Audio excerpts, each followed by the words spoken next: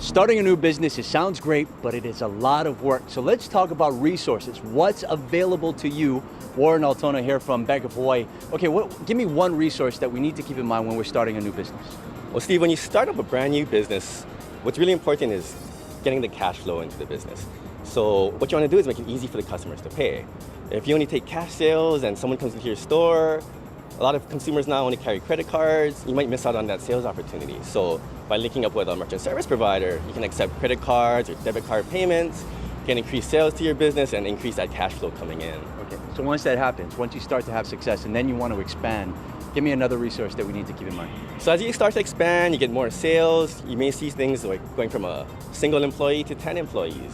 When you start having this growth, what I suggest is maybe a professional payroll provider. They can help in 3 different ways. First, they can help you save time.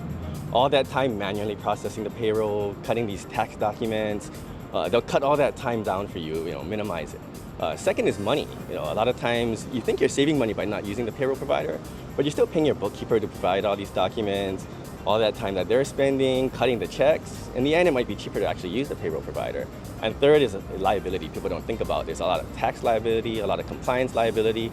And by leaning on these professional providers, they can help mitigate that risk for you. So as much as you budget and as much as you look at the bottom line, anything can happen. You need a new piece of machinery, you want to try out a new piece of merchandise.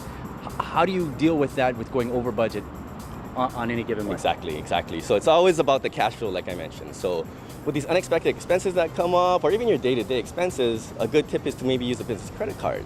You use a credit card for your daily expenses, you're not using your cash, and you do it responsibly. So at the end of the month, you pay that balance off, but your day-to-day cash flow is helped out by this business credit card, and that can kind of help you manage some little unexpected emergencies that come up. You see a lot of people coming in for small businesses. Do you warn them that it's going to be tough? Oh, all the time. I started talking to them. I got into the business because I wanted to see all these business owners. All I know now is these guys work harder than anybody else. Yeah, it's a lot to keep in mind. Warren Altona from Bank of Hawaii. This complete interview is going to be online, hawaiinewsnow.com. For Warren, I'm Steve Uiha.